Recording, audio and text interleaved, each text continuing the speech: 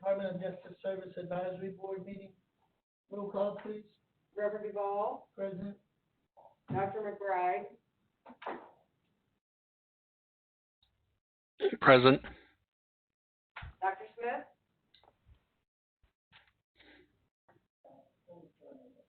okay, Dr. Garza, Here. Ms. Lee, Ms. Lee, I'm here. Can you hear me? yes, Ms. Schmidt, Here. and Ms. Taylor. Here. Thank you. And then, could everybody introduce themselves in the room? I'll start. Valerie Nelson with Healthcare Services, BDH. Aaron Levin, research statistician for PJS. Trisha Magic, Corrections Compliance Supervisor for DJS. Raymond Barnes, County IT. Penny Martin, Office Manager, DJS. And Darby Howard, DJS. Tony Weaver, Change Control Coordinator, DJS. Thank you, everyone. Like to make reference, has everyone been able to read the minutes from the August 28th meeting? If so, I'd like to make a motion to adopt the minutes from August 28th.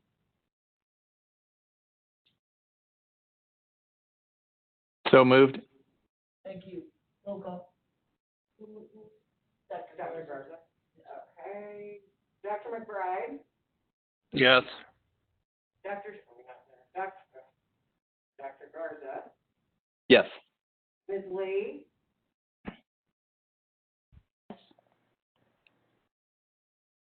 Ms. Lee, Yes. Ms. Schmidt, Yes. and Ms. Taylor. Yes. Thank you.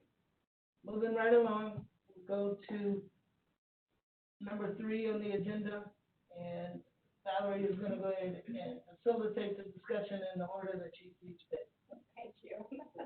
Yeah, if you don't mind, everybody, I would like to actually start with what is listed as number 6 on our set of topics, just so that we can make sure to protect enough time to have a good discussion about that, and then we'll step back to the other pieces that are more of an update, if that's all right. So the general topic here is really around staffing and cultural change, support and strategies going forward. So this week has brought up a lot of information and just awareness and perspectives from my team, and I would like very much an opportunity to be able to talk about that with the board. And I thought that there's a lot of information to kind of go through, and so I thought that an organized way to understand all of that and to hear it so that we can make some plans going forward would really be if I can share just a brief overview of what I think are these two different or two sets of issues that came up, and I can give a bit of an idea of the responses that are being taken now, and then where I'd really like though to be able to focus the conversation is on that next step of how can we, what do we do next? What do we do long term? So I'll start with the easier segment, if you will. One part of my team in the attempt to launch a new initiative focused on patient safety and streamlining operations and trying to address our think really innovatively around how do we get beyond what has historically been our staffing challenges and think about different ways that we can deliver care in certain areas of the department. It ended with a lot of abrasion with that part of the team that was affected. And that obviously was not the intent. What happened, or what I can clearly see, is that we had some really significant communication gaps. And we understand, I think, what the cause or what the root cause of what led to those communication gaps with this particular part of the team.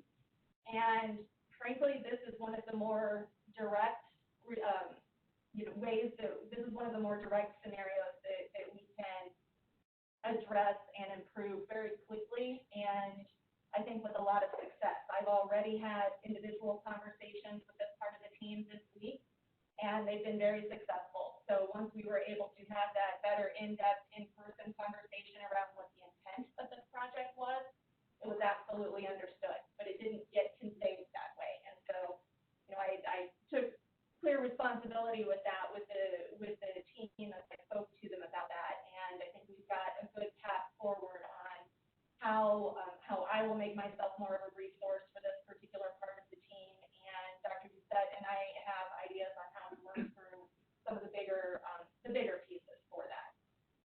So I can go into more details around that if anyone has questions. My real ask, I think, for our discussion here might focus on the other piece of what came to light this week. Is that all right, Dr. Duvall? Okay, all right. So the bigger piece that bubbled up really was around the clinician team, the nursing team, and I don't want to spend a lot of time on what I'm sharing a background of what has happened in the last year and what we focused on, but I do want to share just enough so that we can understand, or that I can offer why I've come to my particular assessment at this point, and that it would give you kind of a standing on where my questions to you would be coming from. So I've been here for right at a year, and COVID has taken up a good portion of that. But we started immediately with the team with rounds, with listening sessions and so forth, and I did a survey as one of those attempts to really understand what my part of the team was challenged with. And there were two keys that came out of that, that communication and inquiry type of exercise. And one was that the staff really felt very chaotic and displaced and always changing by the way that they worked, their assignments as they came into shift. So they may be placed in any different department, any different functional area, and may have not been there for some time, and operations changed and they weren't aware, and it just makes it really chaotic. And the other piece was that there was a very, very strong perception by the team that the way that the schedule was made by management resulted or demonstrated preferential treatment, inconsistencies in management decisions. So one of the things that I learned in this survey was that when I asked about folks being interested in having this, what I would call a home base in their functional area of assignment, 99% said absolutely yes, that's what we want. And then when prompting that a little bit further to try to understand how do we get to a scheduling model that would be as least disruptive as what we could be, but recognizing, we're going to be asking people to work at different times than what they had been asking for and having approved. And we still had 77% of our staff that did say yes, they wanted more standardized, consistent scheduling. And I did specifically ask if they thought that the approach to redesigning this would, based on seniority, would be the right way to go. And that was, we had a good yes. So I'm using all of this just as one example. The schedule is one of the large changes that we have had in this year. And that's been what has actually bubbled up this year. And so I use this as an example to kind of lead into where I think that I better understand now or understand the significance of where the team's struggles are coming from. So we went through in June, that was March, when we did the survey and the listening rounds and so forth were wrapping up. And we launched this schedule in June. Again, it was based on the number of licenses, each specific clinical license that was needed in each functional area at each time of the day, at each day of the week, holiday, et cetera. So based on the optimal staffing that we needed to protect our patient safety. What was happening before because of some of these inconsistent decision making was that we would have a really heavy team on one day or one shift, and then we didn't even have a skeleton crew on another shift. So it was a real significant, impact to patient safety. So there was a lengthy exercise to redesign the schedule, again, based on that home base. They did by seniority, so we went beyond, we talked about that a lot of, that was important to give folks as much autonomy and decision-making as what they could. And then also that if the staff could also swap with each other after choosing through these shifts. So from an operational perspective and a patient safety perspective, it was very successful. We went from having 250 open unmanned shifts each week to having, each month, to having 142. We're still short-staffed, no doubt. So this launched in June. Like what we try to do, we've planned everything as best we could. We launch it, we keep an eye on it, try to keep a pulse check. We're still hearing some frustration from the staff. So in the last few weeks, we've started to talk about having more offering, a more self-scheduled, staff-led, self-scheduled autonomy to what those options are. So the staff still needs to select from those shifts that are planned based on patient safety. But if folks were happy with this change from June, they could keep it. If folks were not happy, they could work together and work it out, and it didn't have to be as rigid as what it was as originally launched. And then we hit this week, and it was a lot of abrasion. And frankly, it did catch me off guard, and so that was really a time for reflection to figure out how, again, might that have been miscommunicated? How was the intent not received as it was, as what the purpose was? So, what Dr. Doucette also came to offer some listening sessions, and that I'll ask Dr. Doucette if you can speak to that here in a minute too, and offer some better perspective from your first hearing. But what I wanted to share with you really now is my perspective of what I've seen as this as an example, just using the schedule exercise as an example, and hearing the intense reaction, especially this week. I do think that we have a pretty fundamental gap and misunderstanding in my department about the value of organizational management and the work that should be done to enable the clinicians to give that frontline patient care. And that's a brand new aspect and way to partner for the folks on my team. So we absolutely have a lot of talking to go through, with the team to help them understand that these are the reasons why we're trying to put these structures in place or resources in place and so forth. And it's to make their jobs better and therefore help them take care of our patients better. We have had, I do feel, really strong communications across the whole building around COVID. And what that also makes me recognize, and we knew that it was happening, but it was a matter also of prioritization. For some of those other communication channels that had been stood up before COVID they've either taken a very different shape that didn't make that connection, that same connection that we needed to about communication, and some have been paused. And we really are only now getting back to COVID is essentially becoming steady state, I would say. So and so I think both of our departments have been reviving what those communication channels were and defining how they need to be now, knowing that we still are living in COVID. But communications in general, normal communications, non-COVID communications have certainly been strained, and there are gaps in that. That I think is a pretty easy fix from for things that I can stand up. The two big things that my assessment from my particular team, and one actually I think affects both of our teams. But this is really where I would like to have this conversation with you about. The first one is that, I really do not think that my team or Justice Services, if I can speak, has an issue with change. This building has healthcare, just industries in general are constantly are forced to change. This building has been in a constant state of change for some time, long before my experience here.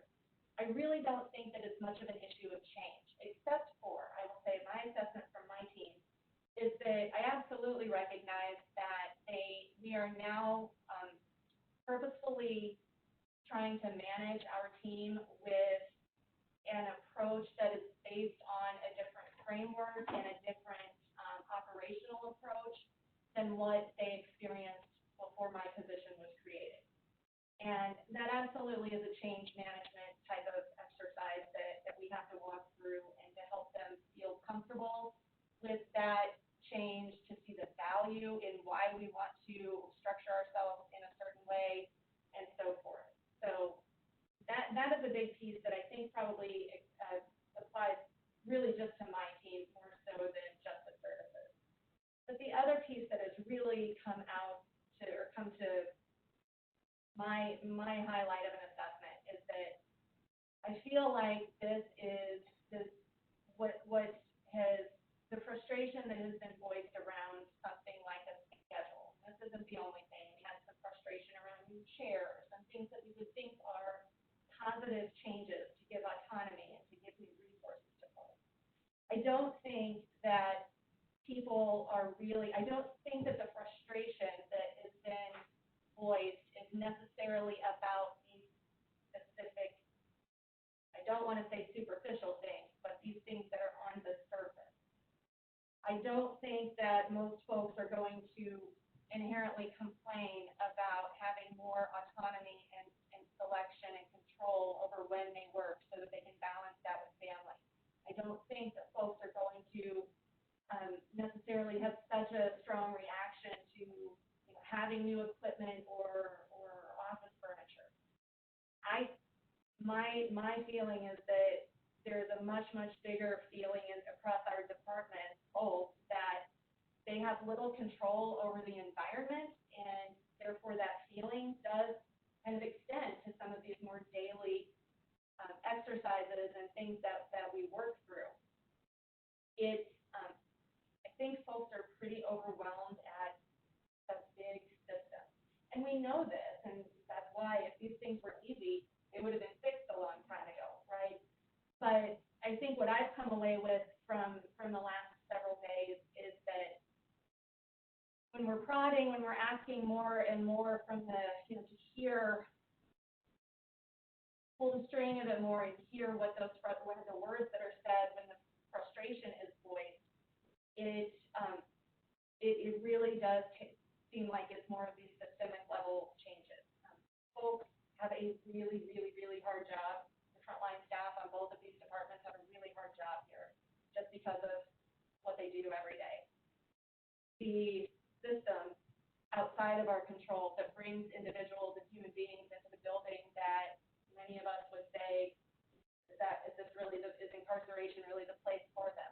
Are there other healthcare services that they could benefit from? But all of that is really irrelevant because now we have these human beings in our building, and that's our job, and it's to care for them.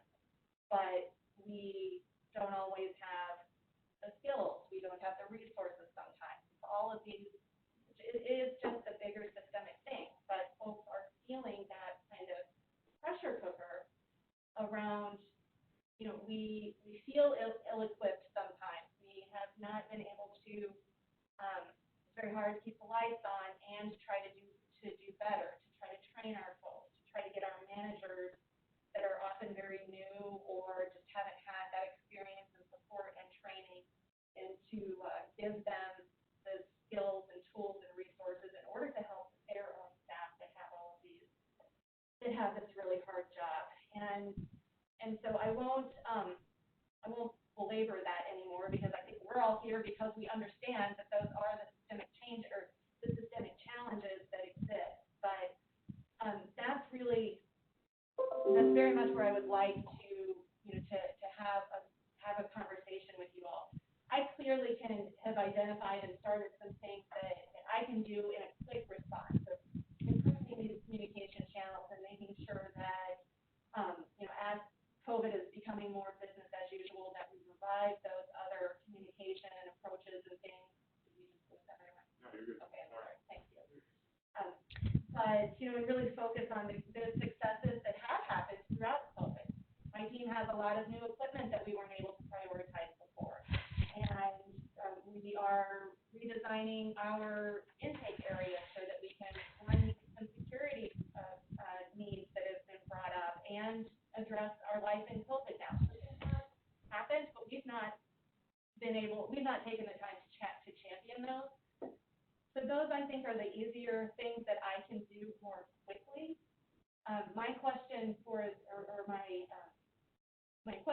discussion, I guess, and for some feedback and input ideas is really if there are other things that we can do sooner than later. I absolutely want that list, and let's figure out how to do that. But how can we start to address some of these larger, really hard things and how do we support the staff while we are trying to address those things? Because they're not going to change overnight. Again, if it were that easy, none of us would be sitting here. So I think that's how I would kind of categorize my two asks at this point of can we talk about those types of things and have your input and anything else that extends beyond that. I'd like to ask, Dr. Duchette or Spring, if you wanted to add something on before the board starts to share their comments. I would just say that I think this is really moving into that hearts and minds work. We've got we've still got process, procedure pieces that need to change, but we've been talking about wanting to get into this space of changing culture, changing hearts and minds, like really getting the improvements in buy-in and all of that. So this is, Valerie's really, I think, asking for this open discussion on strategies to help get there. So that's, I think, really wide open, and it's a good time to really make sure that we're diving into that. So that's all. Dr. Duchette? Yeah, I will agree with all of that. I'll say that I have spent a decent amount of time this week face-to-face with some staff, just, listening and hearing, and honestly have touched about probably a little less than half of the staff that work for us, which has been a really helpful lens. And my sense is that this background of the challenges of the environment and the ongoing pieces have always been there. I think that there are some specific factors related to staffing challenges and the experience that we're all having with COVID and other things right now that really have just kind of brought a lot of this to a bubble. And it really causes me to step back and reflect and say, okay, what are we all doing to support our frontline staff? What are we all doing to support our managers and supervisors who are in these challenging situations, and how do we do that better? This has been an ongoing discussion. We've had this with the board, but we feel like now is really that key point to bring that to the forefront. So. Any board members, please? I'm weighing on the subject that are experts. Okay. Well, thanks for that, Rev. So first of all, I think it's fair to acknowledge that the medical team has really done great work in the past year. If you think about where we were a year ago, I've been very appreciative of all the hard work and everything that's been put in place.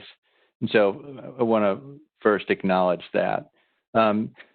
Second, I also want to acknowledge that change is hard.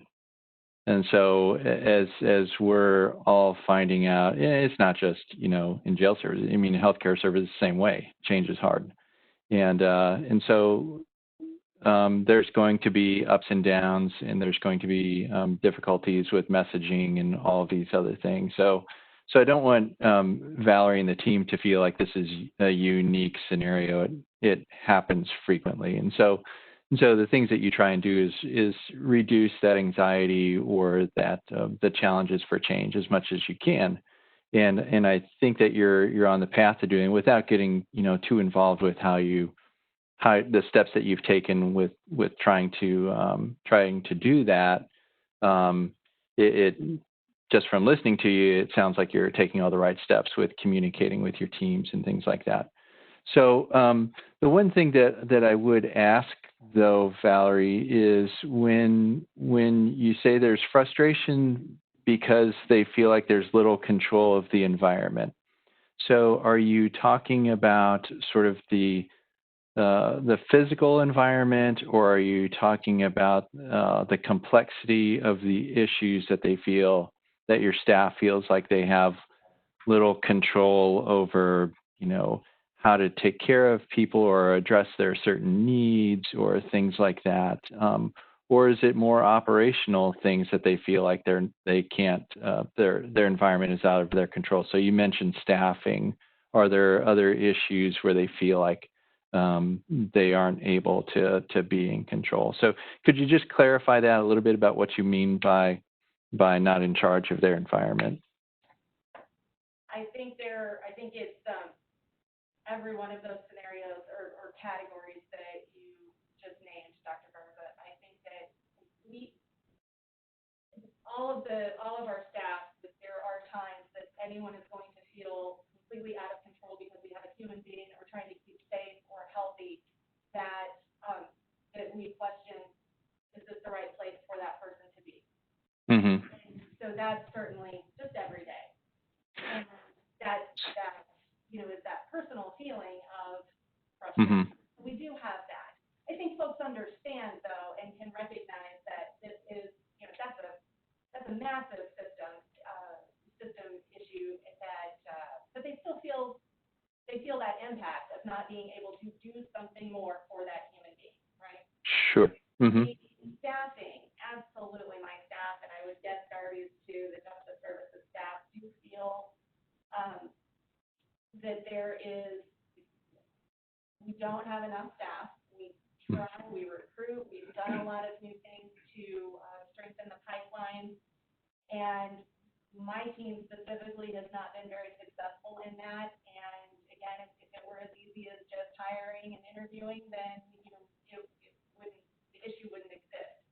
But staff absolutely do feel they feel the overburden, the mandatory work time or overtime that I've had to ask for twice now, because we can't continue to have a handful of people working 80+ hours a week. That's not good for the staff. It's not good to control patient safety. So they feel at a loss for control for something like that. And I think that despite my and my management team's efforts to engage and elicit support in operational decisions, there still is and always will be, to some degree, a feeling of not having control over that, because for one very obvious reason is that I do manage with different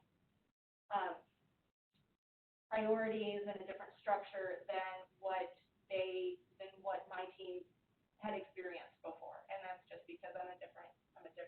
I've assessed our needs in a different way, and even though I might try to stakeholder folks, any decision making we may have, and we did experience this in most of our strategies so far. Someone may want to go right, another one wants to go left.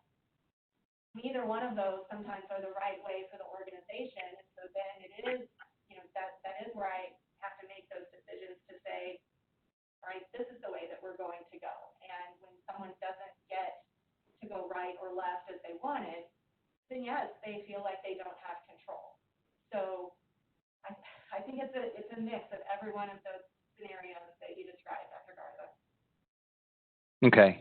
And so, and apologize for a couple of follow-up questions then. So I can certainly understand sort of the societal frustration, having worked in emergency departments for many years. I would imagine it's the same sort of feeling where you see a lot of patients with more I would say, social issues than really medical issues. The medical issue is sort of a byproduct of the social issue, but knowing that you can't fix that underlying problem is very frustrating for healthcare workers. But I don't believe that we can fix that, right? So we can certainly fix it in our own individual ways, but as a justice services, that would be beyond the scope, right? And so the best thing you can do is try and help the workforce understand, hey, we're here to do the best job with what we have for the people that we serve. And hopefully they would understand that. And the manpower issue, I'm not sure if I have a really great answer for that either, or I guess I should say the person power issue. We struggle with that across healthcare, ubiquitously. So we struggle to recruit nurses and techs and things like that. And and you're competing unfortunately, you're competing in a hyper competitive market with major healthcare systems that more than likely pay more than you do and have better working conditions and things like that. So yeah, I can totally understand how it's tough to recruit for your services. So just setting those aside for a minute, because I think those will require much more extensive conversations. But as far as the sort of engagement and change management things, so I can understand where they're and I'm making assumptions here, and so if they're wrong, then please jump in and correct me. But where there may be some resistance or some frustration with a different management style or approach, which of course I think your position was brand new in the organization, and so there's some getting used to that, and of course you bring in your own style and things like that, and so there is going to be some period of time where people have to adjust with the new way of doing things. But let me ask you this, Valerie, is there a process whereby the staff, so a couple questions, where the staff can feel engaged in the decision process? So for instance, we use a certain process here at SSM for doing quality improvement, and it engages the staff so that they're able to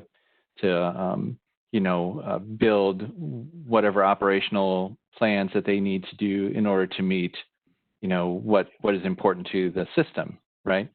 So it's incumbent upon the system to give direction, but then allow the workforce to decide how they're going to do it, right, within parameters.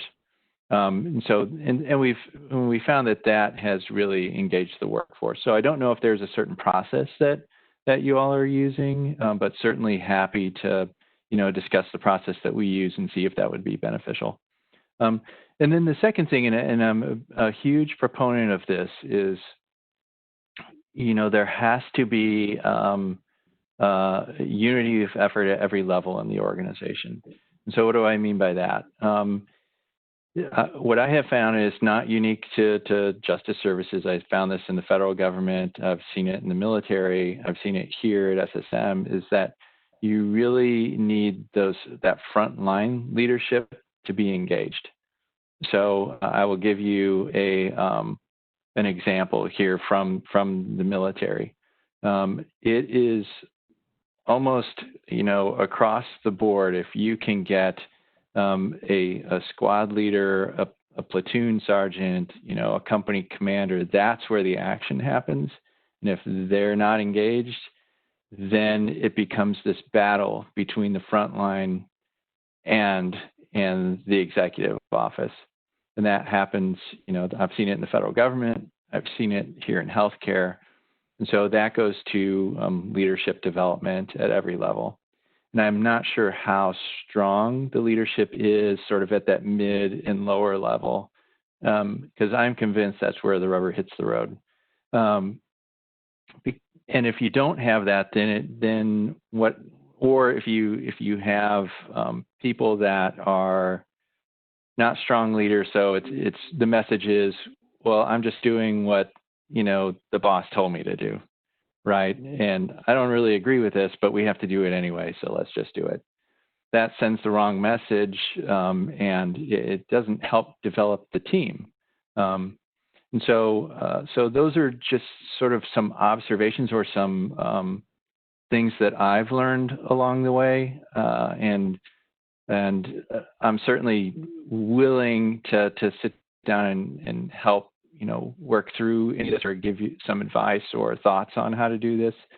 But I think fundamentally, what you'll need, and maybe you've already thought of this and you've already mapped this out, is sort of a strategic approach on how you're going to be engaging at all levels of the organization, and what is the process that you're going to be using to drive this. It's one thing to schedule, listening sessions and things like that, and those are all great and important, but it has to be couched into a well-defined process. These are the things that we're going to do to improve engagement, to improve quality, all of those things across the board. Because I'm afraid if we just do this sort of piecemeal, you're just going to end up creating more frustration, because then people don't see the roadmap. Where are we going? How are we going to get there? Kinds of things. So like I said, we use certain processes here at SSM that I think work as well as any that I've seen any other place. And I have seen in the time that I've been at SSM the change from that more sort of chaotic, unstructured support to move to more structured support, and it has, in my opinion, gotten the workforce more engaged. Now with that, you're almost inevitably going to hear more frustrations, because now people are sort of liberated to speak their mind, which is a good thing. I'm not downplaying that at all, but some of that is good because it gets people thinking. It's how do you direct it? Do you direct it towards, okay, you've identified a problem, now let's work on a solution, or is it, I've identified a problem and I'm just going to complain the whole time, right? So I don't know if I've helped you at all, Valerie, but those are my observations, just listening to what you've been saying. It sounds like there's two, I think, really good things in there, in that I think Valerie and her team are trying to do and solicit engagement, but there's a difference between that and a more formal process that everyone knows what to expect in how to engage, like at what time, in what places of the process, and really formalizing that as a program in the way that you're engaging in that change management process, and being more formal in the leadership development process. I'll say, like DPH-wide, that's just sort of a constant struggle. There's a lot of ad hoc pieces and things that happen, in mentoring and coaching, but it frequently lacks that intent, and so there's a lot of variability in how it's executed by different leaders. And so I very much like the idea of formalizing a leadership development process for the middle management section is obviously always critical. Mm-hmm. I think that sounds very helpful. Yeah. And don't feel bad, we're still working on that. So it's a process. And you guys are, in all intents and purposes, you guys are still new, or you're still evolving this process, right? So, and again, I'll go back to my original comment, which was, if you think about where we were a year ago, it's like we've come a really long way. And so I don't want people to walk away with, it's all doom and gloom. It's not. This is a good thing. It's part of a transition to a better functioning team. Phil? Yes, Mary. So I echo everything Alex said. I'm like mini Garza today. So just, yes, yes, yes. A couple of observations, Valerie. I was going to say, but Alex grabbed it too. You've been here for a year, and it was a brand new position, and I understand that and you have a different glossary, right? You have a different dictionary, even the words you use, which is, I recognize it because it's familiar language to me, but all of that has had to get used to, I think. And I would also encourage you in the difficulties you've had and the gaps in communication and what I think you call the abrasions and stuff. I mean, that's all part of moving to something new and better. And it really sucks to hear that. I know that, but it is the truth, and that this. We know this in theory, but in reality, when it's right in front of you, I know it's difficult for you. But I would say, that is, you don't get to the new thing until you go through this. And getting through it is messy. It's just always messy, and it almost has nothing to do with whether people embrace change or not. Change is hard. That's true.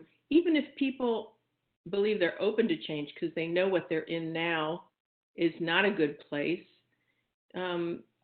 They've done it in certain ways for a long time, and so it's always going to be difficult to move forward. So I just would encourage you to, and I also think that sometimes if you've been involved in process improvement for a long time and you do use our glossary, we sometimes forget not everybody thinks that way. And then, so going to the second thing, I want to just to remind you all that, this strategy that Alex talked about, we talked about it exactly 9 months ago, and we proposed that there be, I think Alex proposed that there be a real strategic process, a strategic plan developed for this.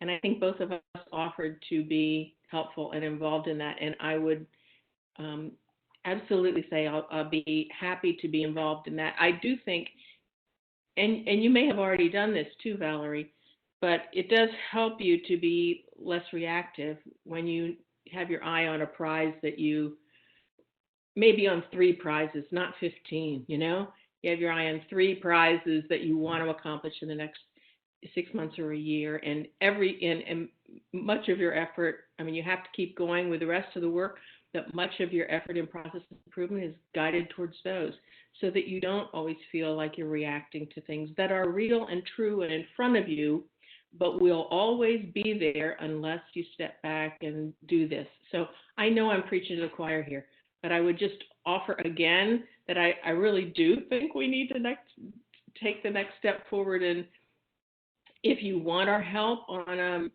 working on a strategic plan for this particular thing, I'll be happy to do it. The other thing I want to also just some of the culture things and some of the way people react to their job seems to change when you follow a process improvement process that does involve people in the front line. So what Alex was talking about. And I will use an example, medical oncology and chemotherapy at the Siteman Center. Okay, they give huge numbers of doses of chemo every day, and it's an extremely complicated process. And it was there were 15 extremely complicated processes.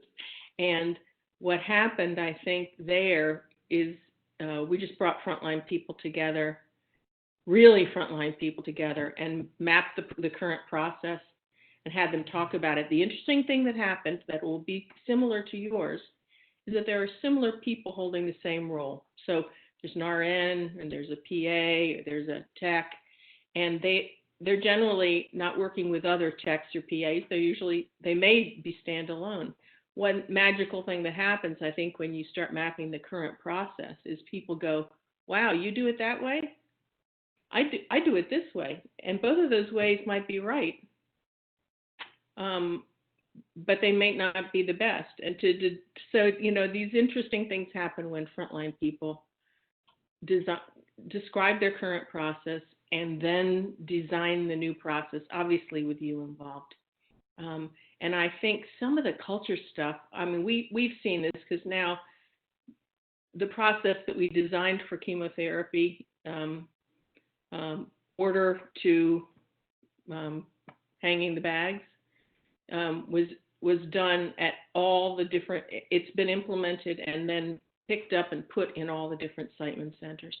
So, and tested, and that's the other thing I would say that will help with a strategic plan is that, I always harp on this, and I know you guys hear me talking about it in terms of the deaths and everything else, is that, what have you put in place afterwards to measure your performance? And how long do you measure it for? So it's much, much longer than you think. And what does success look like is up for is a great conversation for frontline staff and for the leadership. So, you know, I guess you can tell I'm pretty excited about this. I'm glad you brought it up because it takes us back to some of the building work that we were doing quite some time ago that I think it's important to react to the things that are happening currently and the difficulties we're having, but it's so helpful to go back to some of these things that will, you know, gird up the process and, you know, and make it and when we say make it a safer place for people to work, you know, there is real trust that's built and real comfort in honest structure that people have had a chance to build themselves. The other thing about that is they are much more sensitive to when it's not working and how you might need to tweak things, and all that continual improvement stuff comes when people have been engaged from the beginning. So I think it's really exciting, and I know you came to us there was a little bit of, you know, you were pretty honest, and I really appreciate that, a little confessional aspect to it, and that is to your credit, and we'll see you well going down the road. So I would offer again that, you know, if you want to set up a preliminary conversation with Alex and me and whoever else wants to be involved from the board, but use this however little or much you want. But I would say, you know, I don't want to come back in 9 more months and there not be a strategic plan for this. That's my only wish. No, I very much welcome that. I don't know, I'll take your direction if we need a subcommittee or if I can reach you as individual or offline conversations, I'll take your direction. But I think that's exactly where it is. We feel like COVID is for now status quo. We have this working, and it is now, and that's been a lot of change as well. That really has certainly kept everyone on their toes. But now it's that we really do need to get started to focus on these things, and then we encountered COVID, and it really is now that we've got to talk about these things, I think, that are the baseline challenges that we're trying to address in the building, so that the next COVID, the next whatever that we have to address, you know, it's we'll have that good foundation. So I'll take your direction on what formality that we proceed. One thing I would request is that if I think a subcommittee might be good for this, because I think it'd be helpful for us all to be at least in the same Zoom room with each other, not having individual conversations with Alex and me and somebody else isn't okay too. But I think we'll make good use of our time if we're together in the same Zoom room. Let's turn that into a motion. I'll move, or I'll second Mary's motion that we form a subcommittee to look at. Spring, hold on. I want to see if Dr. McBride or Ms. Lee has something to add in. Absolutely. Sorry. Phil, if I could speak, I won't take up much time. I will echo the thorough thoughts that Dr. Garza and Mary had, and I don't have a whole lot to add. And they're change agents, and so they have a lot to speak on here. So a lot of brilliant thoughts there. The only things I will add is, and I've seen a lot of change in my positions over the years and seen what works, and just being clear about what your long-term goals are and what your strategic plan is, and voicing that to everyone is really important. So I think, I think both Alex and Mary spoke to that. I think it's important. And getting everybody to buy into what those strategic planning and long-term goals are, and having some voice in it, I think is really important. And listen to people, make it a two-way street. Listen and speak and have it go both directions. And be as transparent as possible in all those conversations. It's just something I believe in real strongly. So Those are just a few things I would add. Thanks, Dr. McBride. Ms. Lee, Twyla, do you have anything you'd like to add?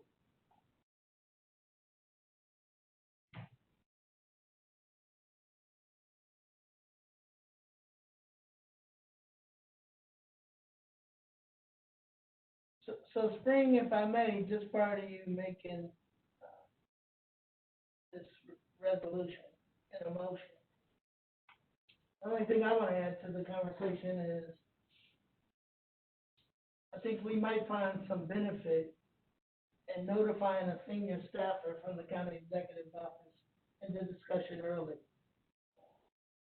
I think some of the things that we experience is we have good ideas, we have a strategic plan, we're trying to pull it together, but I'm saying both the county executive's office needs to have someone present in the early conversation, as well as somebody from the county counsel's office, because as we start looking down the term, if there's gonna need resources or additional support, I think it would be beneficial to have them in the room early, then to let us do the talking again. And one more note, I want to thank you, Valerie, for this is the epiphany, as I'm experiencing in this room, of what an advisory board can do. If you speak to us clearly and proactively and identify those issues, then we can use what prowess we have to give some advice. So I want to thank you for that. I'm not saying that correctional side doesn't do it. I'm just saying that collectively, this is the model that we need to go going forward. All this data, all this information is wonderful, and all these talking points are good. But until we see leadership from those who control the purse strings and can be advantageous ahead of time, we need to possibly bring them into the room early on. So those are my only comments to that. Go ahead, Spring, if you'd like to make that motion.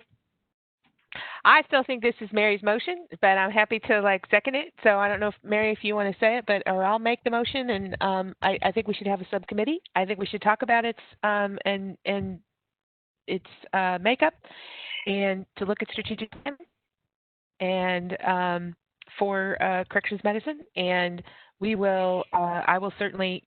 We can certainly communicate that to the county executive's office and others to talk about the makeup. We also need to make sure that we have some representation from the staff. So we will report back on the makeup, but I think one of the questions would be how many of the who on the board member wants to be a participant in the subcommittee. But I make a motion that we officially form one.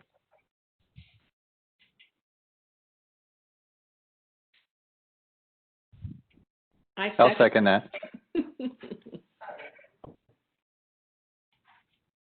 Okay, Reverend Duval, Yes. Dr. McBride, Yes. Dr. Garza, Yes. Ms. Lee,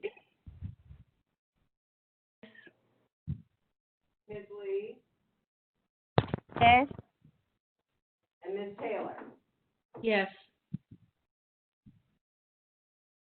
Thank you, Valerie. If you could continue with I don't know if the rest will be so exciting. So, all right, well then let's go through, Ray, if we could pull up the dashboard, we'll start there. Yes. There really are only a few things that I'll call out on this at this time, and if there are other questions, please do ask. But the one on the very first page, there we go. This first metric, you see a sharp decrease in the percentage of our patients who required transfer outside of facility for medical care. This was due, if you saw the months before, we were headed pretty high in an upward trend over those few months, and that was because of one specific patient that had a very complex medical need, and that need has now been addressed, and so does not require the frequent external transfers to a specialist. That's what has occurred with that metric. The rest really look within, although we don't have control when it's defined yet, but we will get there. For the most part, nothing on these next several metrics looks unexpected.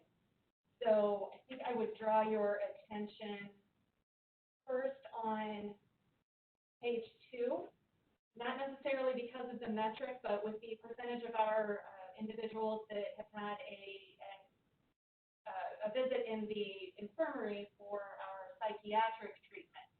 We have seen that going up for some different reasons, and ironically, we see a bit of a dip for last month, but starting, I just wanted to share with you that starting just this week, we have a new provider, a new nurse practitioner with a specialty in psychiatry, and so she is now an integral part of that infirmary care team. So going forward, I do expect that we'll see some changes in this metric, just an awareness there. And the next thing that I would draw your attention to is on page 5 with the positions that are open. So Ray, that's maybe two or three pages down. We did lose an additional colleague since last month, and that was due to a combination of reasons between the scheduling and COVID and life. But that does mean that we are down another colleague, and therefore making the strain even felt even more. We'll continue to address that. And the next page on the grievances, this is really where I wanted to bring your attention. So in March, when COVID began to really affect the services, not just here, but across the community, our dental services did pause initially because it had paused across DPH and elsewhere. Since June, we have identified the COVID precautions that are needed for our dental suite here so that we can have that right level of air quality and disinfection. And we've just been working through the realities of getting that installed. So early on, we did make the communications of what was happening with those services to our patients, but it doesn't change that they're still experiencing these dental needs. So that is really what has driven the increase in these last month or so. An update on that, we do expect that our dental suite will be back in normal function within just a couple of weeks. We should have that equipment installed next week, and then our providers are ready to come back to their 3-day-a-week schedule. All right, and lastly, on the last page is our community inquiries. So this is the community liaison program that was originally launched at the beginning of COVID, and it was with the expectation that we would have a lot of concerned family members, and we have seen that certainly. And it's been a bit of a mix actually of the reasons for those concerns. So it has been some access to health care, because most of that has been because of the dental services. And patient status, we saw a dip last month, but it's back up high again, and that's mostly because folks are asking. And we have our 14-day quarantine process where the patients move through that sequence, and they have opportunity for phone calls and their judicial process communications and so forth, but it is different than what they experience when they're placed into the general housing. So I think those are the main things I'd call out for the metrics this month. Valerie, this is Mary. Can you remind us again what the mechanisms are for both patient grievances, like how do they get to you, and the community inquiries too? Mm-hmm. The grievances actually are they're a handwritten paper form that first go to our justice services partners, and they'll deliver anything that has a medical connection to it over to my team. And so what we have established in my team in the last several months is that we have a committee of leadership and that will look at each one of those and align on what the response should be, if it happens to be related to a staff, if it's a process need, if it's something like with the dental services, we have established a standard response so that we know that all patients are hearing that same information about why, in this case, the service was paused and what we know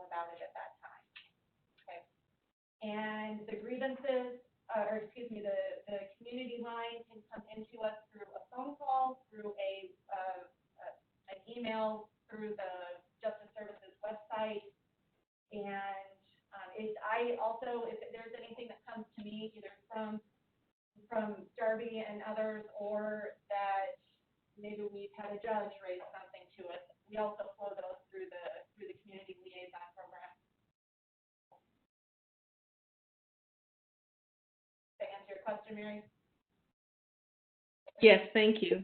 I think having a raw number of how many people are using I know there's a new website now, so I don't know where the placement of the community tab is now, whether it's more prominent, but just having a running total of how many comments come from the community and where they come from, what mechanism would be helpful. And I mean, it will tell us, whether we need to highlight the opportunities to communicate better or put them in a different place. Do you know where it is on the new website, the community one? I don't know where it is on the new one. It is not on the new website yet. It will be up early next week. Okay. The last time it was at the bottom of all the policies and procedures and pretty buried. So it would be just helpful if it were more prominent. It's going to be the first button at the top of the website.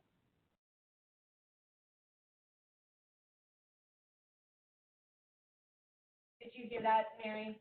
Trish said that it will be the first button at the top of the website now. Terrific. Thank you. Yeah. And we have been tracking the communication method from these, and with our data subcommittee, we are still working on a revision to these, so that'll be brought in into this metric. We just haven't displayed it yet, but we're capturing it.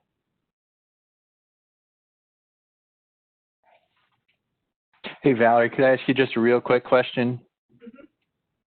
Hey, so I'm looking at, I think it's page 3, the percent of persons with medical visit - infirmary. And I probably have asked this before, so forgive me if you've explained this to me. But that, it's seen a dramatic increase since March, and I'm guessing that's related to COVID. But I just wanted to make sure that was the explanation behind that rise in the percent of persons.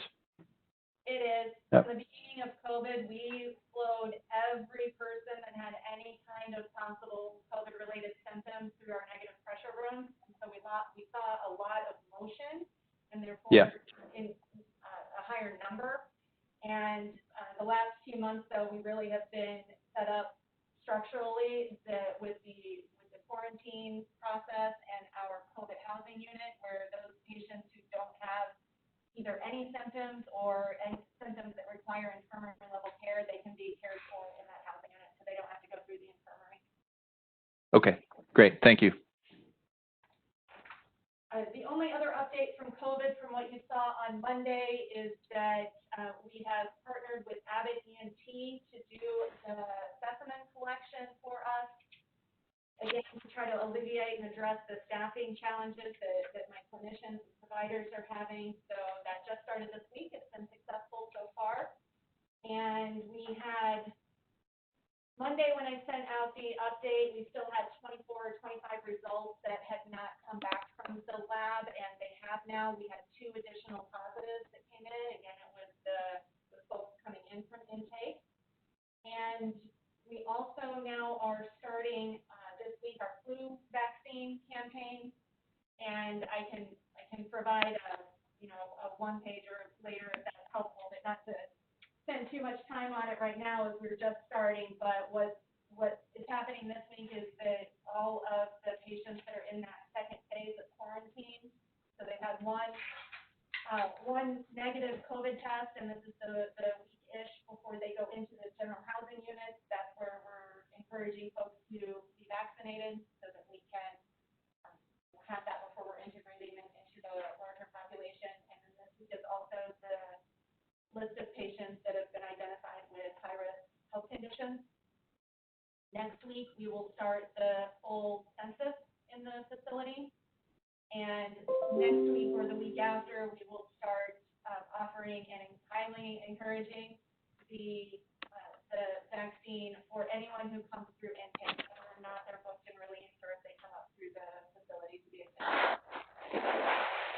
that's our plan. We'll start to report on those volumes as well. Hey, Valerie, and maybe this is a question for Darby as well. So is there a requirement for the jail staff to be vaccinated? So for instance, in healthcare, it's a requirement for employment. Is that the same at Justice Services? It is for my panel. For healthcare, it's required If for, the flu vaccine is required for your staff. it's not required, it's still not required. They choose to do so, that's not required. I'm sorry, I couldn't hear that. They're not required, they have the option to get it, we offer it to them, but it's not required. It's required. Okay. Hepatitis shots, those are required, the flu shot isn't. Right. So I would recommend to the county executive staff to make that a requirement. I know that we have some of the legal staff on the line here, but I think that would be an important vaccination for all of the jail staff to have going forward.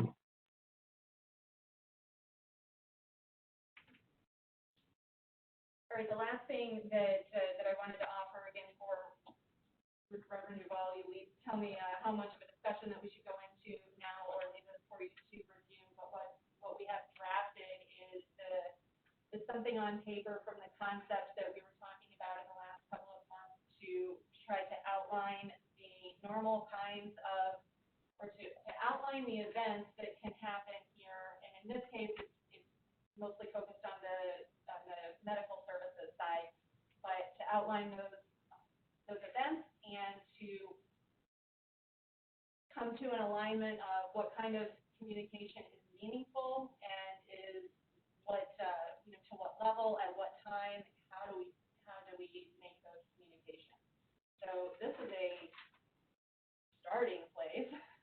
You'll see some questions, especially later on some of the bigger things like around changes in strategy and so forth. So this was just, like I said, something to put on paper to get us started in that conversation. I just want to clarify that this is in response to one of the asks that the board made. Actually, I think it was one of the motions that we made a couple of months ago about let's really line out, like, what are these different things that might happen and how and when will they be communicated and in what format and all of those things. And so Valerie has worked to try to capture some of those things, at least for the kinds of medical things that we will be talking about. There are different things, certainly like big sentinel events, certainly if we unfortunately have a death again or something like that, but also even we talked about how would we communicate that we have policy changes and why. How would we communicate something like closing dental services because of COVID, to make sure that that's something that every board member gets in a time in which they expect to get it and in the format in which they expect to get it. Thank you for the clarification to tie it to the motion. You're right. I'd like to do it in a more robust way and allow us to marinate and take it up in further discussion. Or the October 30th. I'm sorry, did everyone hear the statement? No. I'd like to table this discussion on this to the October 30th meeting, give the board more time to read it over and have some robust discussion for next month. That sounds fine. Do you anticipate any more drafts coming out? It looks like this is a working draft. It is a working draft. If you have interim feedback, then we can absolutely make adjustments. Okay, and send our suggestions to you, Valerie, or to whom? Please. Okay. Thanks, Steph.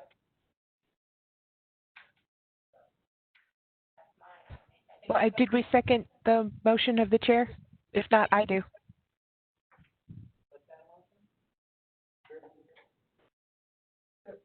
I'm sorry.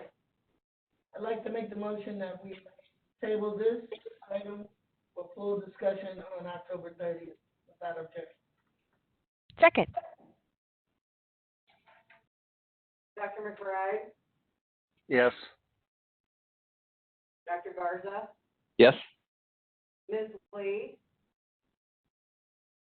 Nah. I was trying to see who else supposed to be with us.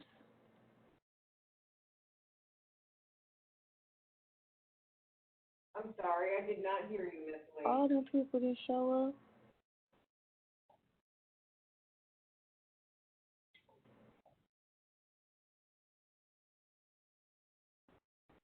Ms. Lee, on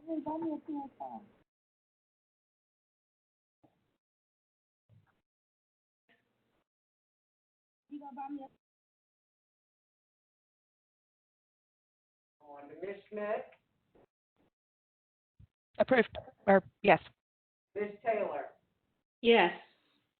Ms. Lee, can you hear me?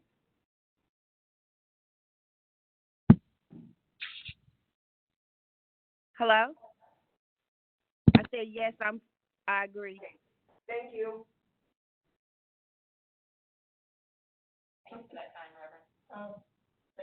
Thank you for that presentation. Reverend Duval, Yes, ma'am. I think Ms. Lee needs to be on camera in order to have her vote recorded for a roll call vote.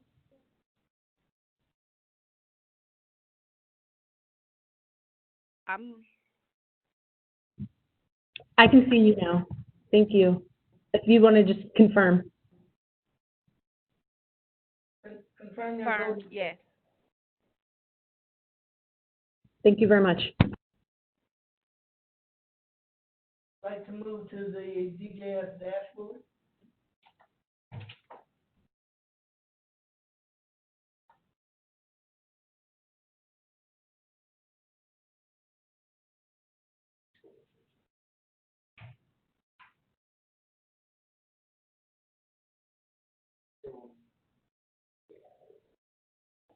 All right. Hi everyone. Yeah, so this is we've been working with the DJS dashboard. I had to take off my glasses because it's fogging with my and I think at the last session a month ago, we looked at pretty much mostly completed version, but we've been messing with them a little bit, just trying to improve them, and we've actually decided to split them into two, a main one and a supplemental one, only because we think that with that 9 is really the maximum number of windows in the dashboard that are kind of readable at once. We don't want any one window to get too small. So we have the new look of the main dashboard right here, and then right, can you click on the other one? We have the 4 sort of supplemental windows that we moved into a different one in order just for readability's sake. So if we go back to the first one, I believe the category at the middle bottom, the average chart status counts by month. We did not display that at the last meeting a month ago because I was just able to write the code to put that one together in the last couple of weeks. So that one is new. Other than that, I believe the rest of them are the same. I shifted the order around a little bit so that the map one is in the middle, just to draw a little bit more attention to it because it was kind of shoved to the side before. One thing to note is in that left center dashboard where it says average monthly length of stay for released inmates in days. You can clearly see in the last few months that has been skyrocketing up. And in fact, in August, it is even higher than it was in July, which was higher than prior months as well. So I think from here on out, Tricia, was there anything else you wanted to highlight or questions? Yeah, I think I'm happy to just take whatever questions you all may have. Could I jump in here? Please, Dr. McBride. Sure.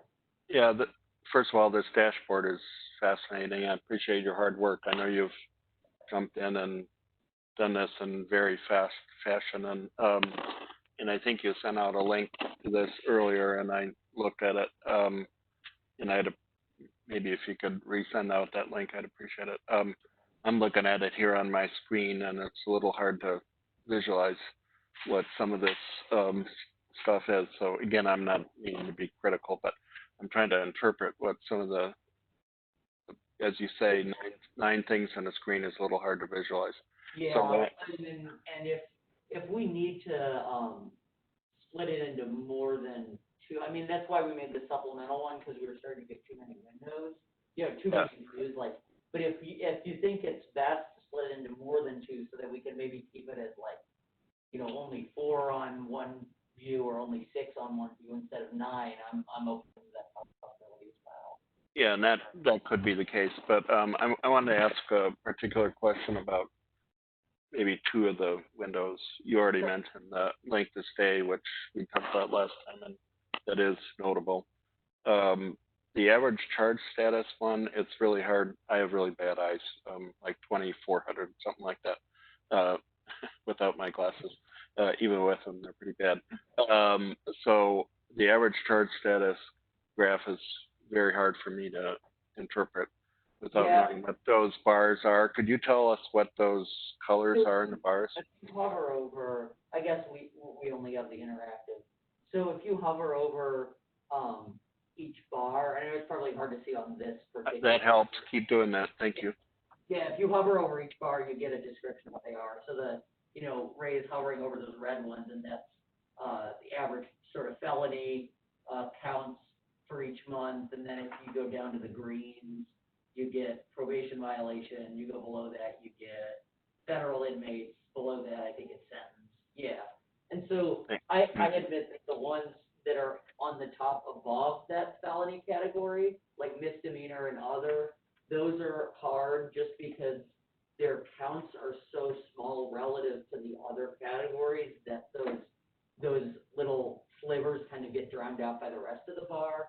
But I don't think there's any way of, and I'm not sure this ArcGIS online program has any way to really deal with that issue. So that just kind of is what it is, unfortunately. Okay, that's really helpful. And then that takes me to the releases by month, which I think then correlates with the length of stay, which we see a real dramatic drop off from March to April and into the summer months, which I think we heard last time is correlating with COVID, and we heard last time that we think was the explanation we heard was the slowdown in the functioning of the courts, which is then translating into the prisoners having to stay longer in the jail. Is that the correct interpretation from anybody that wants to speak to that?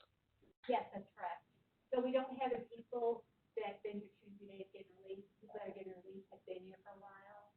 I'm having a hard time hearing that. Can you speak up a little bit? Sorry. Trisha's gonna talk. Okay, so we don't have the people here now that stay 2 and 3 days and gets released. The people that are coming in are staying longer, and then there's no court happening.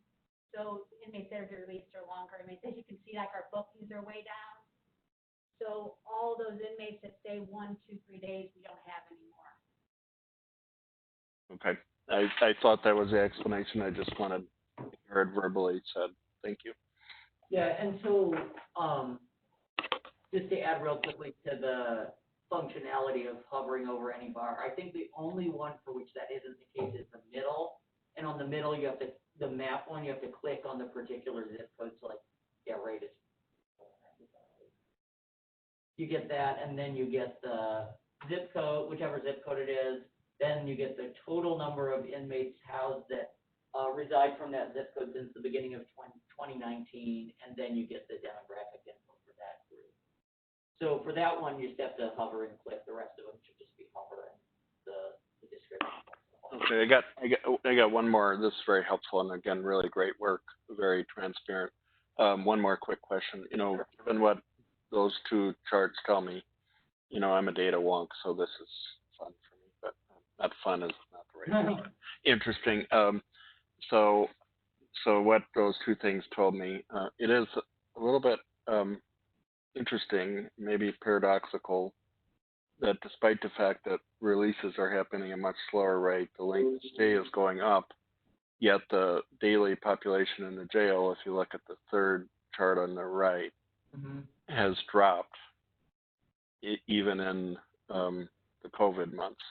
Can anybody explain that one to me? I mean, it's probably a good thing, I guess, but explain that one to me. Yeah, so, oh, go ahead, no, please. The longer stays are based on Dr. McBride's report, so it's still operating at level 0, meaning that we're only allowing so many people to go to court, and we're doing it virtually. Logistically, right now, we're not inclined to do a great number of people for that purpose, and then there's only a certain amount of divisions that are operating under level 0. And that's basically the arraignment, bond hearings, preliminary hearings and stuff like that. So we're not having any trials taking place right now. There's limited a lot of movement through the courts right now because they are operating at level 0, is what they call it, due to COVID. And Darby is. No, go ahead. I was gonna say, also part of what we heard from the courts, and it was about that April-ish timeframe where we see that dip, is that was where they did make different decisions of what would be prosecuted at that time, right? Right, on part of it. Right. Yeah, and I would argue, I mean, from a statistical standpoint, I would argue that so-called paradoxical correlation isn't really actually nearly as paradoxical as it seems if you limit what the time frame that you're looking for on that daily population chart to starting with April. I mean, the red part, it does go down, but the entirety of that decline is in the first, 30 days or so. After, mid-April, you can see actually there's a little bit of an upward trend, which would correlate, much more appropriately instead of paradoxically. We got more serious offenses too. Right, yeah. Thank you. Yeah, sure. So, Tim, the way that I was interpreting that is, and based on what Tricia said, if you think about the denominator now is dominated by people that are there for longer periods of time because you don't have those really short period of time people there anymore.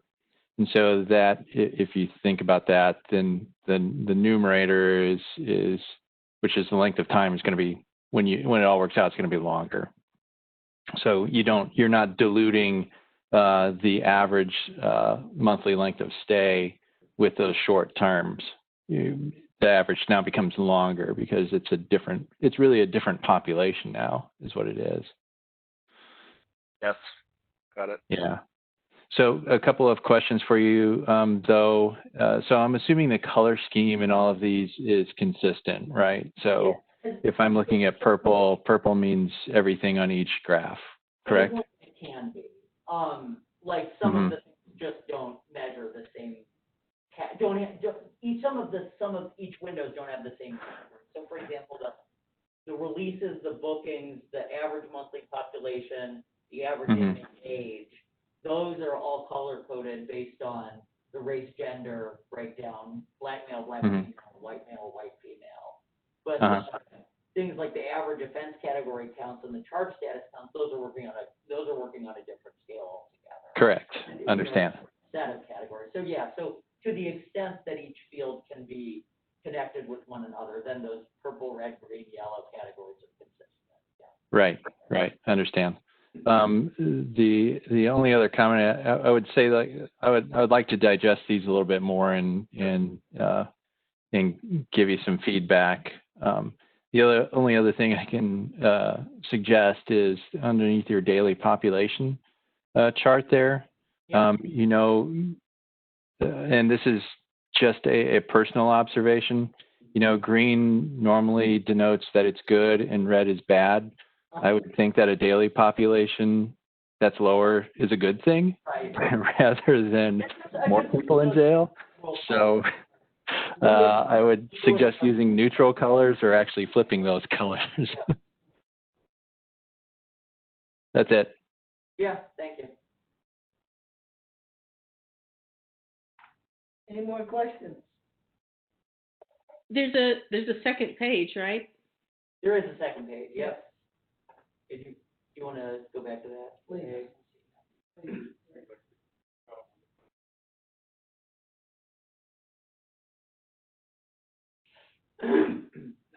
So here's our second page. This is kind of the more just assorted things that didn't fit onto the first page. Use of force incidents in the jail, hospital posts, ER runs, and social and professional visits. As you'll notice on the bottom left corner, the social visits, which are the orange, dropped to literally 0 in April and May. Yeah, from COVID. So not meaning to throw another wrinkle into this, but I think it's something that you should consider doing, which is developing a little bit more sophisticated statistical analysis on these, such as developing control charts or some method of being able to analyze when there is an outlier. So for instance, if I'm looking at use of force incidents in jail by month, it appears to me that the March month seems to be rather high, but I wouldn't know that unless I knew the average and the standard deviation amongst incidents. So rather than looking at it and going, yeah, that month was high, then you can look at it and go, there's something happened in this month to cause this because it's above the upper control limit. That's right. So I would suggest in the ones that you can start looking at those with more statistical precision. Yeah, sure. I would be happy to do that. I mean, I think we'll see. I'll look into it. It might be more difficult to find statistical significance for metrics whose overall numbers are lower because there isn't that huge variation on the top end that there is for metrics, where the counts are in the hundreds and thousands. But even for any of them, I think it's worth a try. I think that's a good suggestion. Thank you.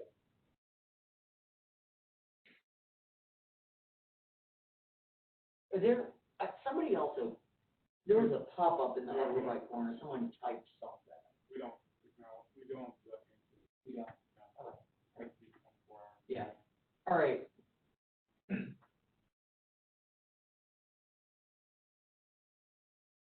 Dr. Garza, do you have any other questions? No, I'm good. Thank you. Okay. Yeah. And this is Mary. Just another. This came out as a link, I hear, but I don't remember getting it. But I got a lot of things yesterday, and I apologize, Valerie, for yours. I haven't had a chance to look carefully through all of yours. Just for those of us who really do want to review, if we can have this information not the day before a meeting, but a little bit further ahead, because I do have questions about, and I'm really impressed.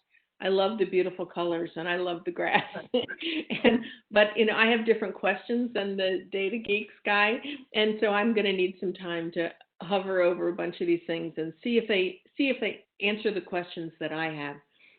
So if you guys could just make sure you send them out to us ahead of time, several days ahead of time, so we can have a chance to look. You've done all this work, and I think it's really incredible. If we do think about last year, it's incredible how much work is being done now.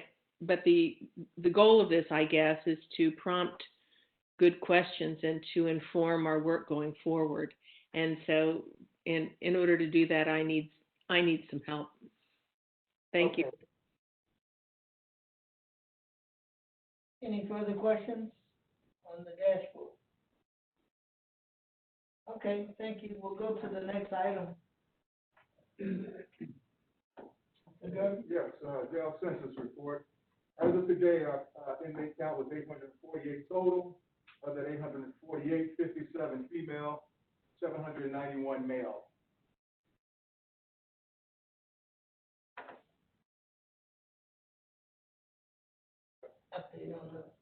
Sorry, could you repeat those numbers? The math didn't add up. Sorry. Okay, 848 is the count, and you had 57 female, 791 male. Gotcha. Okay, sorry, misheard you. Thank you. And going to the next topic, update on the DJS camera installation. I'll let Mr. Ray Barnes chime in. So this week, Unique Security was in-house for a visit. They did some minor repairs on our security electronic systems, but they were also here to do a walkthrough. We looked at several of the housing units. Luckily, all the housing units are almost laid out the same, so we limited our exposure as much as possible. We looked at where we're placing those cameras. They also seen the rec yards. There's some challenges in the rec yards to install the cameras since it's really not a ceiling, but we have a solution. They will be back October 26th. It's a 3-month project. We're doing cameras, nurse call system, and also new touchscreens in the housing units at unit control. So that's why it lasts 3 months. But we're tackling the cameras first, and then we're going to work on the intercoms, call systems, and the touchscreen.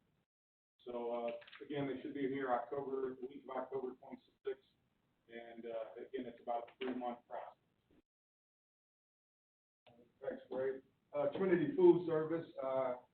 We've had a few. Could I ask a question about the cameras, please? Yes, ma'am. Go ahead. So I know you put a lot of work into this, and you're much more expert than I am. So please excuse my naive questions. But if I think back to the investigations we've had for specifically the inmate deaths, and if some of the literature that I've read on the outside, I wonder if any of our investigations and what we would have liked to have seen that we didn't see informed the placement of any of our cameras. You know what I'm talking about? So, I mean, do we have cameras? Do we have any blind spots? Or do we have any was there something that we might want to have seen that we didn't see? And have we anticipated that in the planning of the placement of the cameras for the new system? Actually made some changes to camera placements last year after the deaths. Some of those were spurred by those incidents. So we've added cameras already in the infirmary area, both on the medical and the legal side. Unfortunately, there's always going to be a blind spot here and there in the jail. I can't overcome all of them, but we have very good views of the infirmary now. And then the additional 40 cameras that we're adding under this project, that was under Lieutenant Troy Doyle. He had asked for cameras to be in the housing units.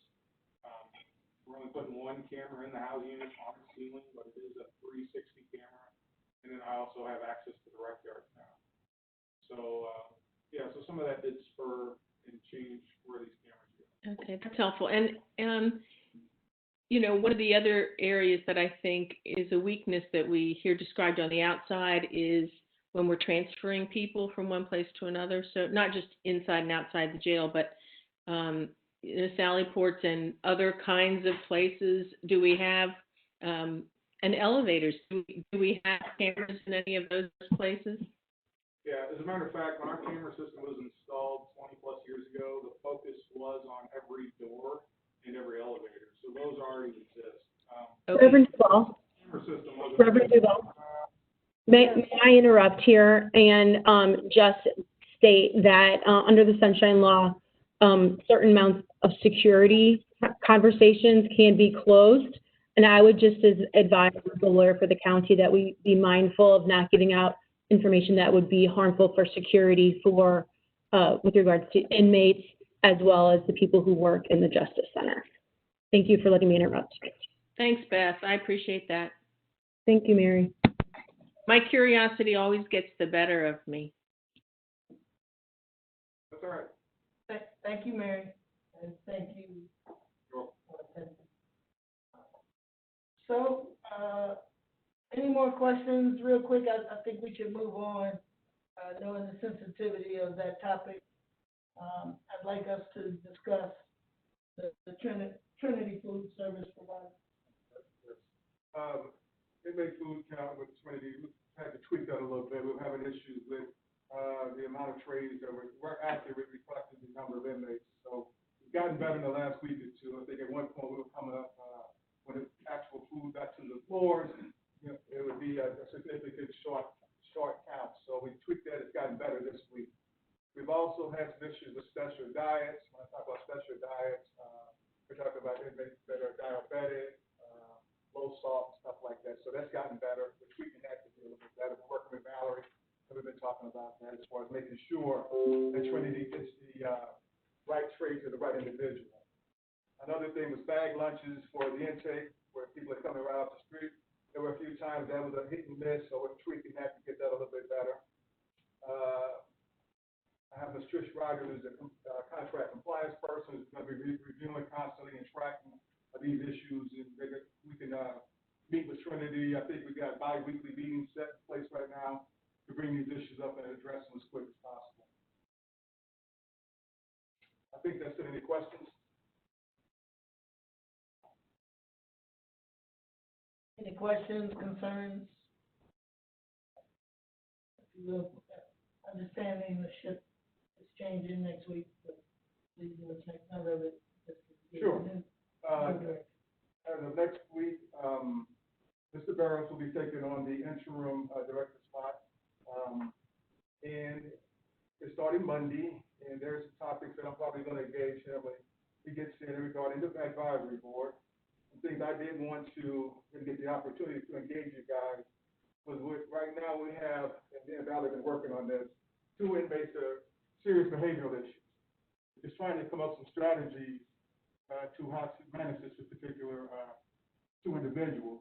They've been very stressful to our staff, and that was one of the things I'm going to bring to Mr. Barrows, along with a few other things, how to deliver more inmate programming during COVID.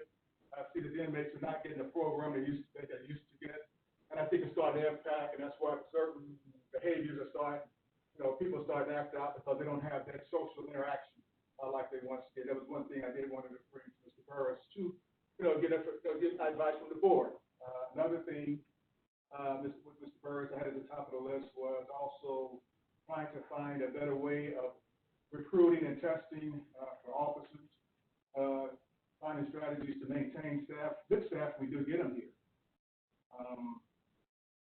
Another thing at the top of my list was for Mr. Burrows to give us, more access for the inmates to have social visits. Because right now we're limited due to COVID. I know some strategies I wanted to engage the board with as far as giving these guys an opportunity. Because right now with social distancing is an important factor that's trying to reduce the spread of COVID. The inmate population probably don't get as much day room as we would like to give them because they got to keep a certain number out at a certain time. They're trying to find some strategies to engage the inmate population so that way that would, give them something to do during these times, even if they're in their room. So those are some things. I know Mr. Burrows has a background in programming. Outside of that, looking forward to a start. We can get the jail back moving and moving in the right direction. Thank you. Any questions? Any questions, concerns? Mr. Howard's update. Okay. We'd like to go to new business. Any board members have any new business they'd like to discuss? Now, hey, Reverend, I just didn't know when will we officially meet the new director? Will that be at the next board meeting? How about I check with him when he gets on board next week? And, Okay. If possible, we can set up something. Okay, thank you. Thank you. And if you could send us his contact information, that would be helpful too. And I do have something, it's not exactly new, but it feels like, I just can't go through the whole meeting and not talk about what's happened in the last month. And so, when we met last month, we talked about the board coming up with a scope document that the county executive requested. And I think everybody knows, because we had a special meeting, that 3 of us did meet with the county executive and some other members of the administration to present that document 3 weeks ago today. And I think I specifically asked for a face-to-face or a Zoom meeting because I guess my experience is that we haven't always had clear communication with the county executive's office, and that's not to blame anyone in particular or to blame anybody, but there just hasn't been clear communication. So, and I know that since then there's been another investigation that was announced in the paper, and that Beth Orwick let us know about related to personnel issues that is everybody knows about in the public. But I guess I'm really asking if there is, Beth, maybe you have information about what is, since we haven't heard anything in 3 weeks, what is the status of the hiring of a consultant to develop the scope document and an RFP, which is what we heard on that day, and the any developments forward on that external investigation that was approved and is moving forward, if you know. Thank you for your question. I don't know the answer to your question. I do know that the personnel investigation is underway, and that as that investigation is underway, we may learn things that could help frame the scope, as the board has also helped to frame the scope of that next investigation. I'm happy to relay your question to the county executive. That is not a problem. That would be great. I guess I still am a little bit confused about whether or not the folks that you hired are the same consultants that the county executive described to us. He described that he was going to engage an independent consultant to develop the scope, and that the board would be involved in that. And that's really the only, that's the only thing we heard in terms of moving forward. And since we haven't been engaged, and since I don't know who's been hired to, or if anyone has been, to develop the scope and the RFP, or if they've decided to put it on hold because of the other investigation, I guess, the fact that I'm sitting here puzzled and asking all these questions is mostly because that's my job. And secondly, because I just don't know. And my experience is that if we let things go and we leave things unsaid, then the board again hears from the newspaper or the media about things, and I just don't want that to happen anymore. I think we're better than that, and we know better than that. So if you could find out, that would, and if we could have somebody from the county executive's office communicate with us about that update, that would be terrific. I'm happy to relay that question to you.